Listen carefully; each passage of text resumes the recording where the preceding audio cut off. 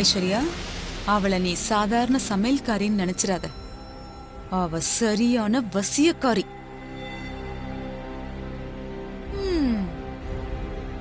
அகில் அக்காவும் உன்ன மாதிரிதான். ஆரம்பத்துல இந்த பார்வதிய கண்டாலே அவங்களுக்கு பிடிக்காது. அவ்வளவு கோவப்படுவாங்க. உனக்கு ஞாபகம் இருக்குல்ல, அவ இந்த வீட்டுக்குள்ள வரக்கூடாதுன்னு கட்டுப்பாடெல்லாம் போட்டு வச்சிருந்தாங்களே.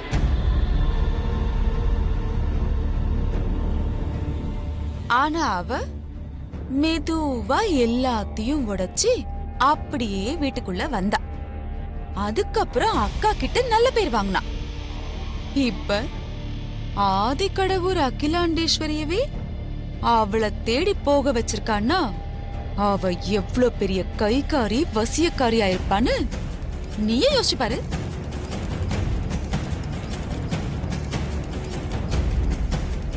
ஐஸ்வர்யா, அந்த பார்வதி நம்ம வீட்டுக்குள்ள வரும்போது வெறும் கைய வீசிக்கிட்டு வந்தா. ஆனா இன்னைக்கு அவ பேர்ல பேங்க்ல கோடிக்கணக்குல பணம் இருக்கு. இதெல்லாம் எப்படி வந்தது? யார் அவளுக்கு கொடுத்தது? எல்லாம் ஆதிதானே.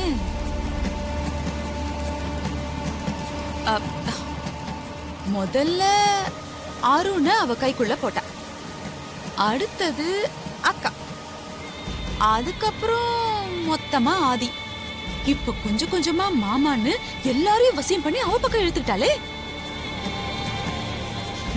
நீயே கொஞ்சம் யோசிச்சு பாரு ஐஸ்வர்யா. அருணும் அக்காவும் உன் மேல காட்டுற அன்பு அக்கறை பாசத்தை விட அந்த சமையல்காரி மேலதானே ரொம்ப அன்பு அக்கறையுமா இருக்காங்க. இப்ப கூட பாரு அக்காவோட லெவல் என்ன. இவங்க அவளை தேடி அவ கிராமத்துக்கு போயிருக்காங்க.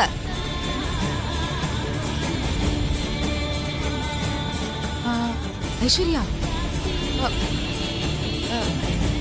எனக்கு என்னமோ அந்த சமையல்காரி ஏதோ ஒரு பெரிய திட்டத்தோட தான் நம்ம வீட்டுக்குள்ள வந்து இதெல்லாம் பண்ணிட்டு இருக்கான்னு தோணுது ஐஸ்வர்யா.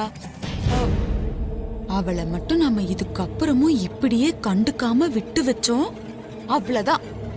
அக்காவுக்கு அடுத்தபடியா அவ இந்த வீட்ல அசைக்க முடியாத சக்தியா மாறிடுவா. அதுக்கப்புறம் நீ இந்த வீட்ல டம்மி ஆயிடுவ. ரெண்டாம் பட்சம் தான். போதும், நிறுத்துறீங்களா?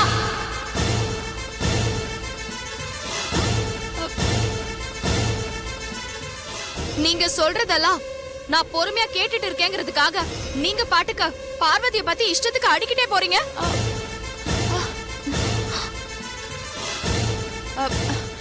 இல்ல ஐஸ்வர்யா, நான் சொல்ல வந்தத இதுக்கு மேல நீங்க எதுவும் சொல்ல வேண்டாம். பார்வதிய பத்தி உங்களுக்கு என்ன தெரியும்? பார்வதி மட்டும் இல்லன்னா நான் இன்னைக்கு உயிரோட இல்ல. இன்னைக்கு நானும் அருணும் சந்தோஷமா வாழ்ந்துட்டு இருக்கோம்னா அதுக்கு காரணமே பார்வதி தான். கெட்டவங்களுக்கே நல்லவளா இருக்கிறவதான் பார்வதி. அவ எப்படி நல்லவங்களுக்கு கெட்டவளா மாறுவா? இந்த குடும்பத்தை பழி வாங்கணும்னு துடிச்சிட்டு இருக்க நந்தினி கூட பார்வதிய பழி வாங்கணும்னு துடிச்சிட்டு இருக்கா. பார்வதியோட உயிருக்கு ஆபத்தை ஏற்படுத்தியிருக்கா. அப்ப கூட பார்வதி இந்த குடும்பத்தை விட்டு விலகி போகலையே. இந்த குடும்பத்து மேல அவ்வளவு விசுவாசமா இருக்கிற பார்வதி எப்பவுமே எனக்கு பெஸ்ட் ஃப்ரெண்ட் தான். உங்க மகுடிக்கு ஆடுற பாம்பு நான் இல்ல. உங்க வேலைய என்கிட்ட காட்டாதீங்க.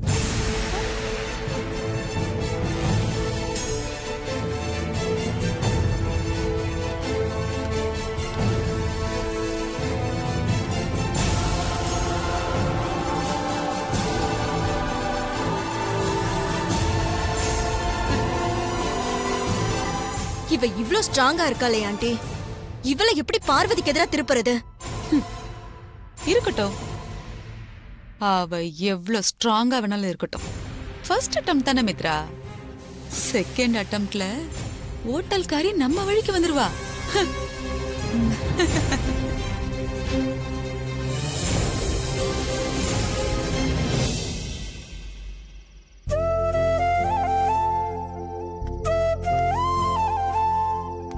அம்மா கார்ல இருக்குமா?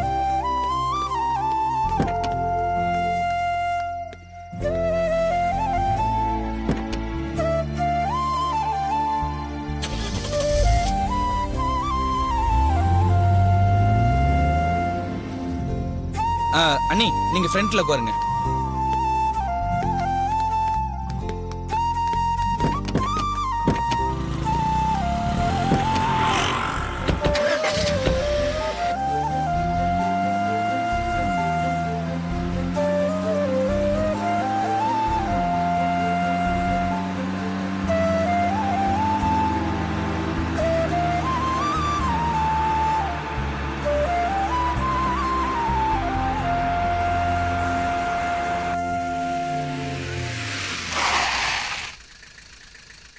என்ன ப்ரோ வண்டி நிப்பாட்டிட்ட?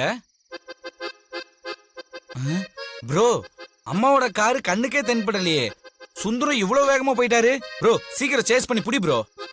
டேய், என் மாமனாருக்கு எவ்வளவு வருஷம் சர்வீஸ் இருக்கு, அவரை போய் எப்படி நான் சேஸ் பண்ணி பிடிக்கிறது? அதெல்லாம் சான்ஸே இல்லை. ப்ரோ நீ எவ்வளவு வேகமா வண்டி ஓட்டுவன்னு எனக்கு நல்லாவே தெரியும். மாமனாரை சேஸ் பண்ண கூடாதுன்னு சமாளிக்கிற இல்ல ப்ரோ? அண்ணி நீங்க ஒரு வார்த்தை சொல்லுங்க. நீங்க சொன்னா ப்ரோ கண்டிப்பா கேட்பாரு. வேண்டாம் சின்னையா, அம்மா காரை நம்ம முந்திக்கிட்டு போக வேண்டாம், அம்மாக்கு பின்னாடியே போவோம். அண்ணி இத போய் உங்ககிட்ட சொன்ன பாத்தீங்களா? அதாவது மாமனார் விட்டு தராத மருமகனும் மாமியார் விட்டு தராத மருமகளும், அடடா என்ன ஒரு ஜோடி பொருத்தம்.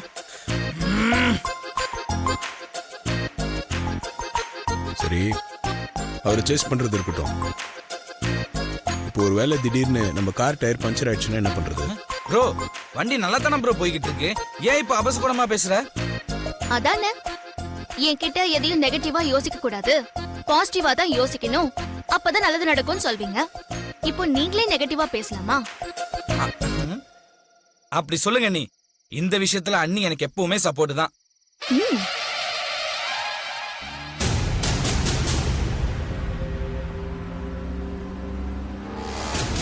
கண்ணு கெட்டின தூரம் வர ஆதி காரை காணுங்க. கிராமத்து அழகையெல்லாம் ரசிச்சு பார்த்துட்டு கொஞ்சம் மெதுவா வருவான் போல இருக்கு. வந்துடும்.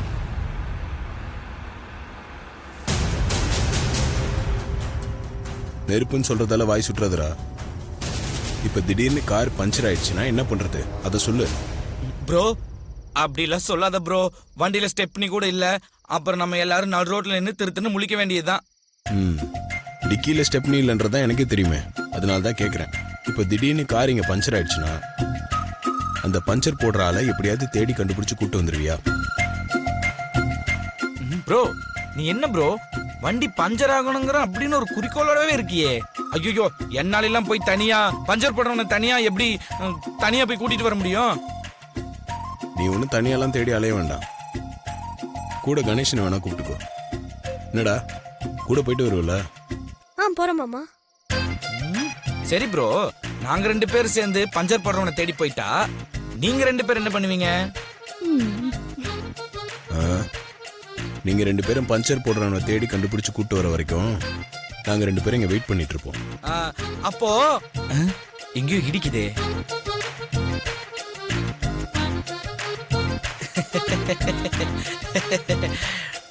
ப்ரோ நீங்க என்ன பிளான் பண்ணிட்டீங்கன்னு எனக்கு தெரிஞ்சு போச்சு.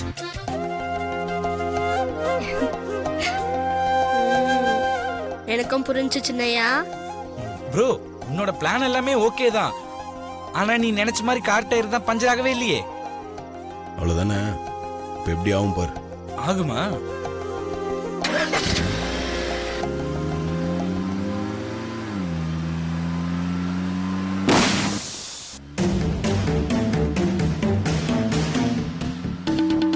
வந்துடுவாங்க கிலா, டென்ஷன் ஆகாது.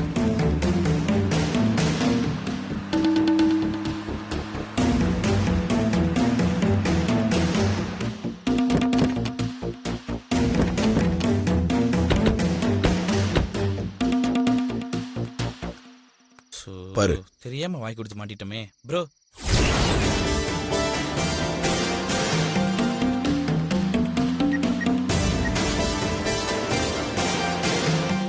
என்னடா யோசிக்கிற? அவனை கூட்டிட்டு கிளம்பு. சரி ப்ரோ கிளம்புறோம். ப்ரோ அம்மா கால் பண்றாங்க, எடுத்து பேசு. சொல்லுங்கம்மா. அருண் என்னாச்சு? உங்க கார் பின்னாடி வரவே இல்லையே. அம்மா கார் டயரு பஞ்சர் ஆயிடுச்சுமா. ஆ டயர் பஞ்சர் ஆயிடுச்சா? அம்மா ப்ராப்ளம் எதுவும் இல்லம்மா. பக்கத்துல ஏதாவது மெக்கானிக் ஷாப்பா இருக்கான்னு பார்த்துட்டு பத்திரமா பஞ்சர் ஓட்டிட்டு பின்னாடி வந்துடுறேம்மா. சரி, எவ்வளவு தூரத்துல இருக்கீங்க? நாங்க வேணா திரும்பி வரட்டுமா? இல்ல வேண்டாமா. நீங்க எதுக்கு ரிட்டர்ன் வந்துட்டு நாங்க பஞ்சர் போட்டு வந்துடுறோம், நீங்க முன்னாடி போயிட்டு இருங்கம்மா. சரி, சீக்கிரம் வந்து சேருங்க. ம் சரிம்மா, ஓகே.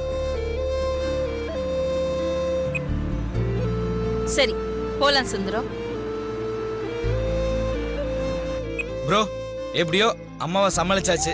ம் சரி, நீயும் கணேசனும் போய் பஞ்சர் ஓட்டுறவனை தேடி பிடிச்சி கூட்டுவோம். ம் சரி ப்ரோ. கணேசா, உனக்கு நான் தோணை, எனக்கு நீ தோணை. வா போலாம். வரேன் ப்ரோ. சரி போயிட்டு வா, நல்லா பொறுமையா திட்டுவாங்க, அவசரம். Okay bye. வா கணேசா. உனக்கு பேய்னா பயமாடா? இல்லையே.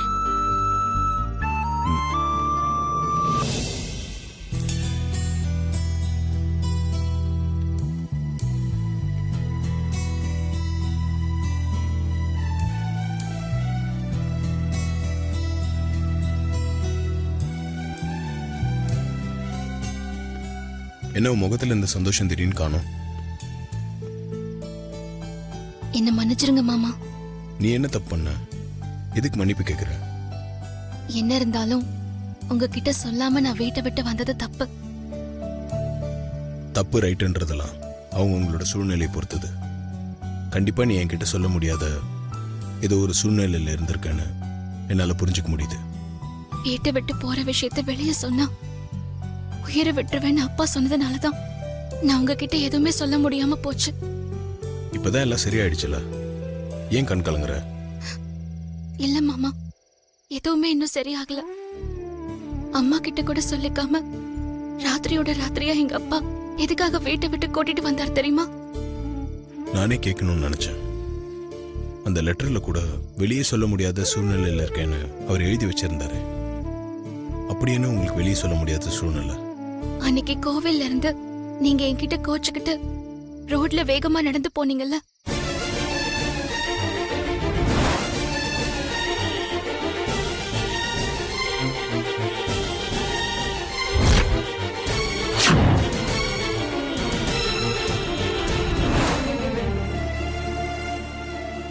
நம்ம ரெண்டு பேரும் ஒன்று சேரது பிடிக்காம உன் அப்பா உன்னை வீட்டை விட்டு கூட்டு வந்திருக்க மாட்டாரு. எங்க நம்ம விஷயம் அம்மாவுக்கு தெரிஞ்சா அவங்க கோவத்துக்கு ஆளாக வேண்டியிருக்குமோன்னு பயந்து தான் உன்னை உங்க கிராமத்துக்கு கூட்டு வந்திருப்பாரு. அம்மா நம்மளை ஏத்துக்கிட்டா உங்க அப்பாவும் நம்மளை ஏத்துப்பாரு. நீ இதை நினைச்சு கவலைப்படாத. இல்ல மாமா, அப்பாவை நினைச்சா எனக்கு ரொம்ப பயமாவே இருக்கு. இப்ப கூட அம்மா வீட்டுக்கு வந்தப்போ அம்மா கூப்பிட்டு திரும்பி போக கூடாது, உறுதியா இருக்கணும்னு என்கிட்ட தனியா சொல்லிட்டு போனாரு. ஆனா வீட்டுக்கு திரும்பி வருவேன்னு, சத்தியம் செஞ்சாதான் சாப்பாட்டுல கை வைப்பேன்னு அம்மா சொன்னதுனாலதான் வேற வழி இல்லாம வீட்டுக்கு வர சம்மதிச்சாரு. வீட்டுக்கு வந்தா என்ன சொல்லுவாரு, எப்படி நடந்துப்பாருன்னு நினைச்சா எனக்கு ரொம்ப பயமா இருக்கு. அதனால இதெல்லாம் சரியா வரும்னு எனக்கு தோணல மாமா. இங்க பாரு, நம்ம ரெண்டு பேரும் ஒன்று சேர்றதுக்கு இந்த உலகமே தடையா நின்னா கூட நான் கலங்க மாட்டேன். நீ என் பக்கத்துல நின்னா போதும், தைரியமா எதிர்த்து நின்று ஜெயிச்சு காட்டுவேன். ஆனா நம்ம ஒன்று சேர்றதுக்கு நீயே தடையா இருந்தா என்னால என்ன பண்ண முடியும்? என்ன மீறி எதுவும் நடக்காது, நடக்கவும் விட மாட்டேன். நீ இது எல்லாத்தையும் மறந்துட்டு எப்பவும் போல என் கூட இருக்கணும், புரியுதா? இது பத்தாது, உன் ஃப்ரெண்டு மாதிரி சரி. ஏன் ஃப்ரெண்டா? யார் அது? வீட்டை விட்டு வந்ததும் உன் ஃப்ரெண்டு செம்பருத்தி கூட மறந்துட்டியா?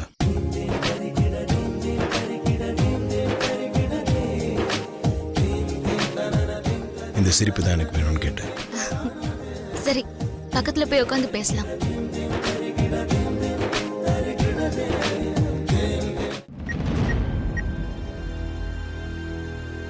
This number is currently switched off. Please try again later. என்ன இது? அருண் போன் ஸ்விட்ச் ஆஃப்னு வருது. ஆண்டி போனுக்கு ட்ரை பண்ணி பார்க்கலாமா? The mobile number you have dialed is currently not reachable. Please aunty போனும் ரீச் ஆக மாட்டேங்குதே. என்னது இது? வில்லேஜுக்கு கிளம்பி போனவங்க இன்னும் வர காணுமே. என்ன ஏதுன்னு விசாரிக்கலான்னு பார்த்தா லைன் வேற கிடைக்க மாட்டேங்குதே.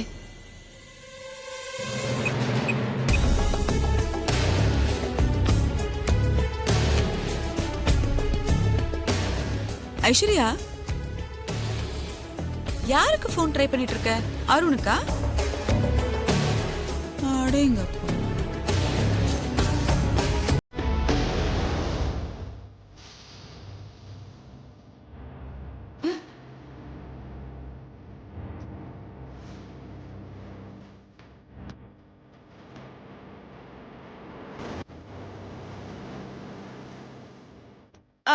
அக்கா, வந்துட்டீங்களா அக்கா?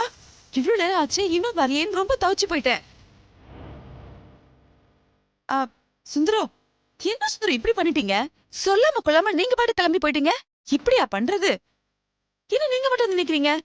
பார்வதி கணேசெல்லாம் எங்க?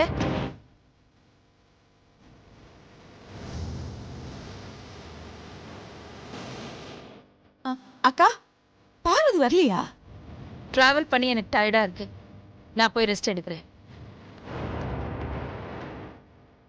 அங்கிள், அருண் எங்க?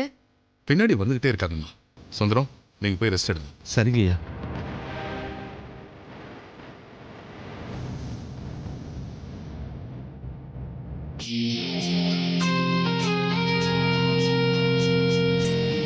என்ன ஆண்டி, சுந்தரம் மட்டும்தான் வந்திருக்காரு, பார்வதியை காணோம்.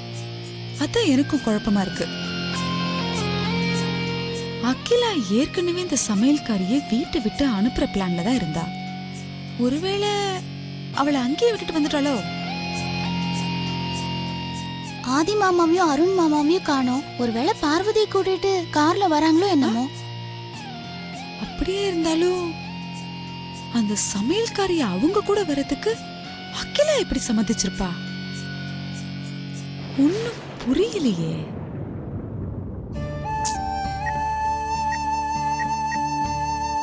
This number is currently switched off.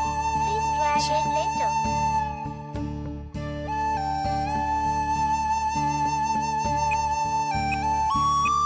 Arun phone ஸ்விட்ச் ஆஃப்னு வருதுங்க.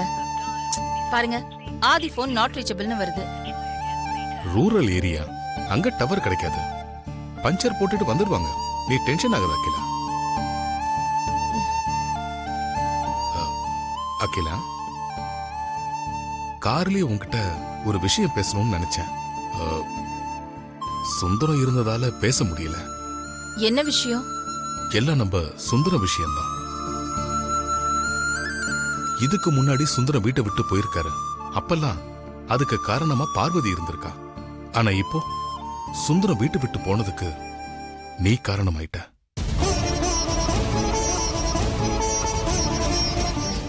என்னங்க சொல்றீங்க? நீ சுந்தரத்தை பல தடவை திட்டியிருக்க, கண்டிச்சிருக்க, கோவப்பட்டிருக்க. அதுக்கெல்லாம் சுந்தரம் பெருசா ரியாக்ட் பண்ணிக்கிட்டது கிடையாது. ஆனா பரம்பரை செயின் விஷயத்துல நீ நடந்துகிட்ட விதம் சுந்தரத்தை ரொம்ப ஹர்ட் பண்ணிருக்க. அதனாலதான் அவரு ரோஷம் வந்து கோவிச்சுக்கிட்டு வீட்டை விட்டு போயிட்டாரு. சுந்தரத்துக்கும் ரோஷம் வரும், கோபம் வரும்னு இப்ப நமக்கு தெரிஞ்சு போச்சு. அதனால சுந்தர விஷயத்துல இனிமே நீ கொஞ்சம் கவனமா இருந்துக்கோ அகிலா. வார்த்தையை விட்டுறாத. நீ என்னதான் பின்னாடி வருத்தம் தெரிவிச்சாலும் அவர் மனசு காயப்பட்டது தானே. அந்த வடு அவர் மனசுல இருக்கத்தானே செய்யும். சரிங்க, நான் பாத்துக்கிறேங்க.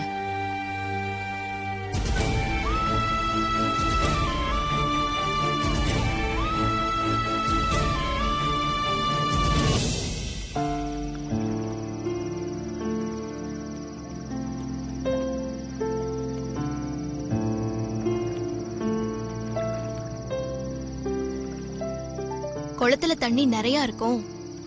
கொஞ்ச நேரம் காலை தொங்க போட்டு மீன் கூட விளையாடலான்னு இருந்தேன். ஆனா தண்ணி ரொம்ப கீழே இருக்கு. மழை நீரை சேமிக்கணுங்கிற அக்கறை யாருக்கும் இல்லாததுதான் இந்த மாதிரி வறட்சிக்கெல்லாம் காரணம். இப்ப என்ன, உனக்கு தண்ணியில கால் நினைக்கணும் அதானே?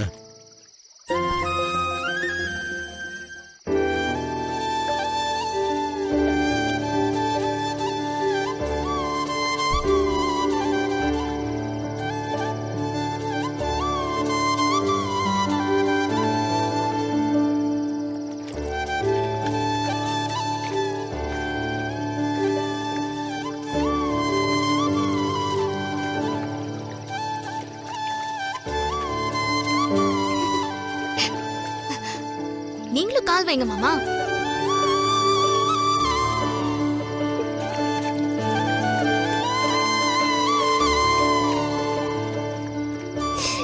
ஐயோ, என்னாச்சு? மீன் கிடைக்குது மாமா.